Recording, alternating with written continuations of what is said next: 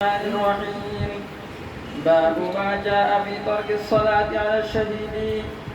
وبه قال حدثنا قتيبة بن سعيد قال أخبرنا الليث عن ابن شهاب عن عبد الرحمن بن كعب بن مالك أن جابر بن عبد الله أخبره أن النبي صلى الله عليه وسلم كان يجمع بين الرجلين من قبل أحد بالثوب الواحد ثم يقول أيهما أكثر حفظا للقرآن فإذا أشير له إلى أحدهما قدمه في اللعن فقال أنا شاهد على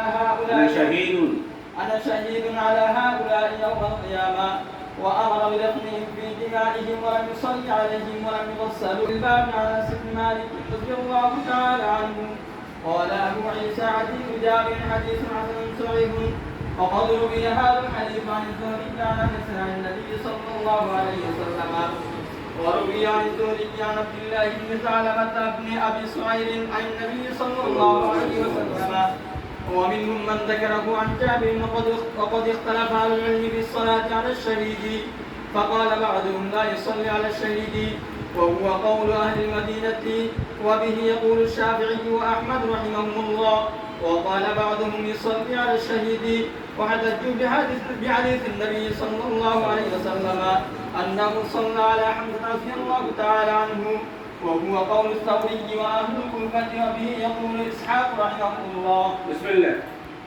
باب ما جاء في ترك الصلاة على الشهيد.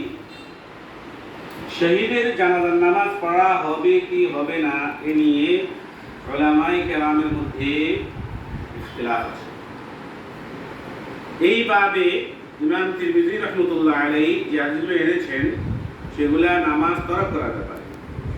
সর্বপ্রথম যে হাদিসটা আমরা এখন পাঠ করেছি হযরত জাবির ইবনে আব্দুল্লাহ রাদিয়াল্লাহু তাআলা আনহু থেকে বর্ণিত, তিনি বলেন হাদিসের শেষ অংশে যাহা বলা হয়েছে আনা শাহীদুন আলা হাউলাই ইয়াউমাল কিয়ামাহ, আমি এই বলা হয়েছে কানা ইয়াজমাউ বাইনা রাজুলাইনি মিন ফাজলা উহুদিন ফি থাওবিল ওয়াহিদ, এক কাপড়ে দুইজনকে লিদরুরা, এটা কেমন লিদরুরা, এক কাপড়ে দুইজনকে একত্রিত করতেন, তারপরে বলতেন কে সবচেয়ে বেশি কোরআন হিফজ করেছে তাকে সামনে দিতেন, তার চেহারা সামনে দিতে হতো। ফাইদা উশিরা লাহু ইলা আহাদিহিমা কদ্দামাহু ফিল লাহদি, ওই দুজন থেকে যিনি বেশি কোরআন হিফজ করেছেন তাকে সামনে দিকে দেওয়া হতো কবরে।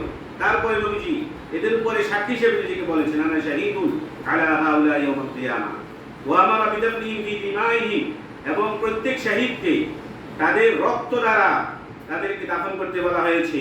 এবং নবীজি নামাজ পড়েননি, জানাজার নামাজ পড়েননি। এখান থেকে ইমাম শাফিঈ, ইমাম মালিক, ইমাম আহমদ, ইমাম ইসহাক রাহিমাহুল্লাহ তাদের সাথে আরো উলামায়ে কেরাম আছেন, তারা এই হাদিসকে দলিল হিসেবে পেশ করে বলেন যে জানাজার নামাজ পড়া লাগবে না। তারা একটি দলিল পেশ করেন, সেটা হলো যদি যে ব্যক্তি শহীদ হলো সেই ব্যক্তি তো আল্লাহর রাস্তায় নিজেকে বিলিয়ে দিয়ে নিজের জানকে দিয়ে সেই ব্যক্তি তো মাসুম হয়ে গেছে। তো যে ব্যক্তি মাসুম তার জন্য তো জানাজার নামাজ যেহেতু দোয়া, তার জন্য দোয়ার আর কোনো প্রয়োজন নাই। তো আমাদের কথা হলো তিনি মাসুম হয়েছেন, আম্বিয়া কিরাম আলাইহিমুস সালাতু ওয়াস সালাম তো সবচেয়ে একবারে বেলা ইখতিলাফ মাসুমুন, তো তাদের তো জানাজার নামাজ পড়া হয়েছে।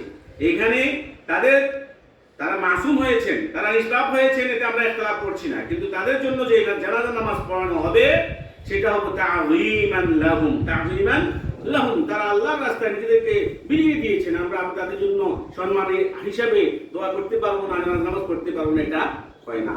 আহনাফ হযরত ইমাম আবু হানিফা, হযরত ইমাম ইউসুফ, হযরত বলা হয়েছে মুহাম্মদ, তারপরে আমাদের সুফিয়ান আস-সাউরি রাহিমাহুল্লাহ, তারপরে ইমাম ইবনে আবু লাইলা সহ অনেক উলামায়ে কেরাম সকলের ঐকমত জানাজার নামাজ পড়া লাগবে। তারা একটি হাদিস এনেছেন দলিল হিসেবে, এটা মুস্তাদরাক হাকিমের মধ্যে আছে যে রাসূল করিম সাল্লাল্লাহু আলাইহি ওয়াসাল্লাম ফাকাদা রাসূলুল্লাহ সাল্লাল্লাহু আলাইহি ওয়াসাল্লাম হামজাতা, নবীজি যুদ্ধের ময়দানে উহুদের যুদ্ধে হামজাকে হারিয়ে ফেলছিলেন, হামজাকে খুঁজছেন। যা নাস না মানুষ আসতেছে যুদ্ধের ময়দান থেকে, মিনাল কিতাল, যা নাস মিনাল কিতাল, যুদ্ধের ময়দান থেকে আসতেছে, জিজ্ঞাসা করছেন হামজা কোথায়, হামজা কোথায়। তারপরে যখন হামজার লাশ আনা হলো, তাকে মুতলা করা হলো, তার সমস্ত শরীরকে টুকরো বিটুকরা করা হলো, তখন নবীজি তার প্রতি নামাজ পড়েছেন। তো এই সমস্ত রিওয়ায়াত দ্বারা বোঝা যায়, আর অনেকগুলো রিওয়ায়াত আছে, আমি সেগুলো আলোচনা করছি না, যে আহনাফের নিকটে উলামায়ে আহনাফের নিকটে জানাজার নামাজ পড়তে হবে কার? শহীদদের। শহীদদের জন্য জানাজার নামাজ পড়তে হবে।